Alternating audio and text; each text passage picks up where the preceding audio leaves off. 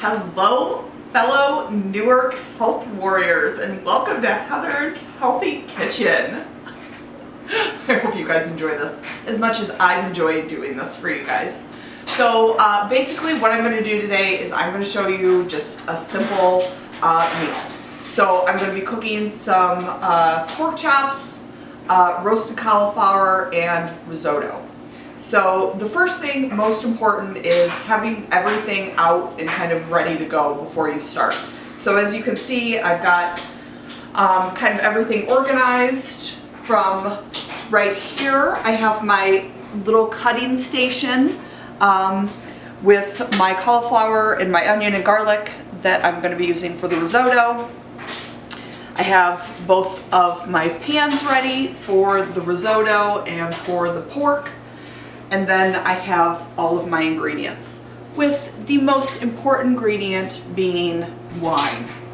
Okay, so first things first, obviously wash your hands, but I'm not going to take the time to do that. I did that prior to the video.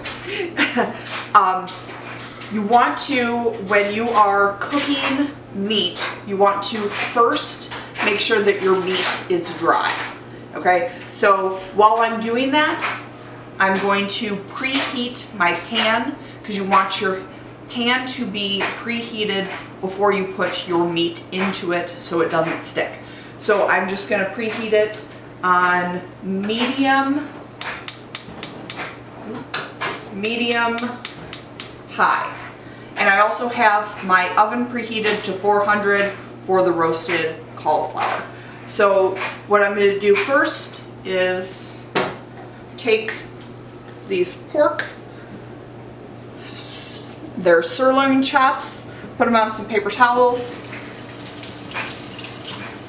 to make sure they're dry.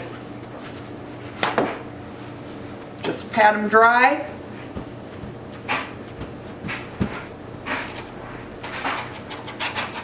Make sure you don't get any paper towels stuck to them, because that's really gross. Season them with just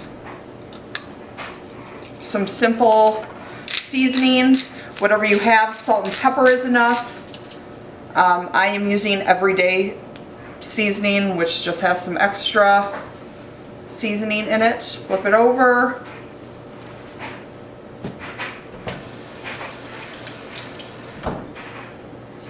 Season this side. All right. Wash my hands real quick. So those are all ready for the pan. Now what I'm going to do is this neat little trick, is test the pan to see if it is ready for the oil. So what you do, and this only works with stainless steel pans, so if you can come over here, you just put a drop of water into it. Okay, and as you can see, kind of evaporated, but there's little balls going around. That's a good sign. That means that it's almost ready. So I'm going to wipe it dry, make sure that there's no water left in there. Wait a few seconds. Try again. We're getting there. We've got some. What we're looking for is a water ball that looks like a mercury ball. So,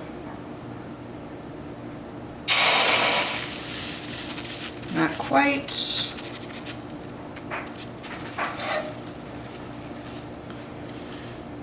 Try it again.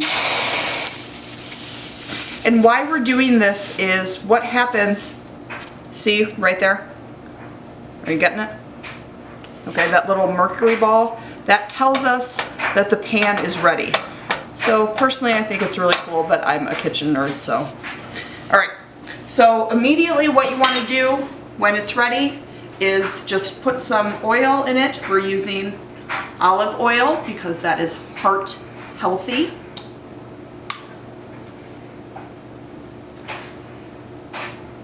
You just want to put enough oil in it to make sure that the pan is coated completely with oil, but not too much accumulated. That's about enough that you need. So now it's ready for my meat. So all I'm gonna do, place my meat in my pan. Okay, and that sizzle is too high, so I'm going to turn down my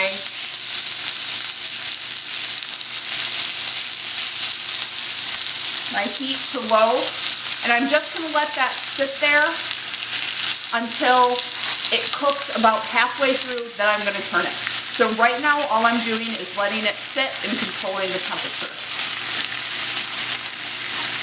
So now I can start on my cauliflower.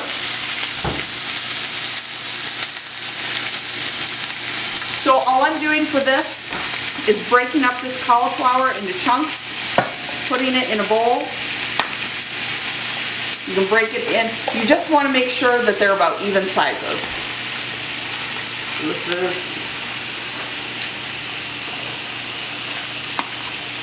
This is just one head cauliflower. Got a good sizzle in my pan right now. It's not too high, not too low. You want to make sure it is still sizzling. Okay, so that's all done. Put all my garbage in this bowl here, get it out of the way. Now what I'm going to do with this is just coat it with a little bit of olive oil, some of that seasoning that I used for the pork chops. Just kind of toss it to make sure everything's coated.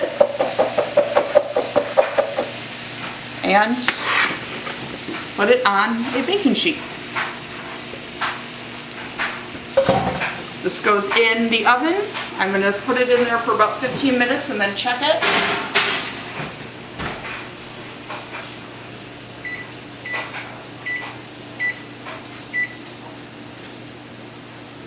Alright. Move all of this stuff out of the way. Now I'm going to start on my risotto. So first thing I need to do is mince the garlic and chop the onion. So this is one head of garlic. I just need to break this apart. There you go. I got 2 cloves. This is one of my favorite things to do in the kitchen because it helps me get my aggression out. I lay my chef's knife on top of it and bam! Break it apart. And after that, the papery coating comes off of the actual clove real easy, and it makes it easier to cut. So what I'm doing here is just a mince. So you want to make sure it's nice and flat so it stays in place. And you just want to run your knife kind of back and forth over the garlic until it's really small. Garlic is really potent, so you want to make sure that you don't have any big chunks in there, because then people will find that extremely unappetizing. I'm noticing that my pork is getting a little quiet, so I'm going to turn up the heat just a little bit. Start to get a sizzle back. Oh, and the laundry's done. Alright, so I'm going to move that to this bowl here to get it out of the way so I can chop my onion. Alright, this is probably everybody's favorite task, to chop onions. First thing you want to do is, there is a root end and a stem end. This root end you never cut off. The stem end you want to cut off. So first things first, just cut that off, put it in my bowl there. Then I'm going to cut it in half and take the peel off. And by cutting it in half and cutting that the stem end off, it makes it a lot easier to peel. Okay, I'm just going to cut half of this for time's sake. So what you want to do is you want to take your knife and horizontally make a few cuts towards this root end. After that, you're going to make cuts not all the way to the back, but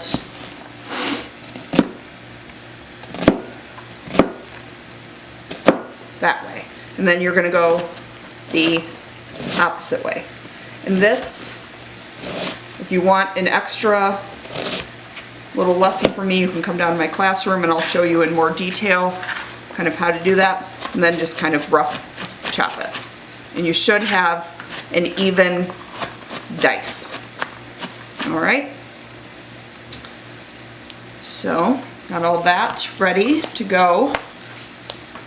Now, first things for your risotto is, let me look at my, so you're going to heat your pan. You want kind of a deeper pan for your risotto, and you want to use a skillet, or you can use a saucepan, but skillets are the best. Okay, so you're going to heat it, add some oil, make sure that it's completely coated, but not too much oil. And you're going to add your onion.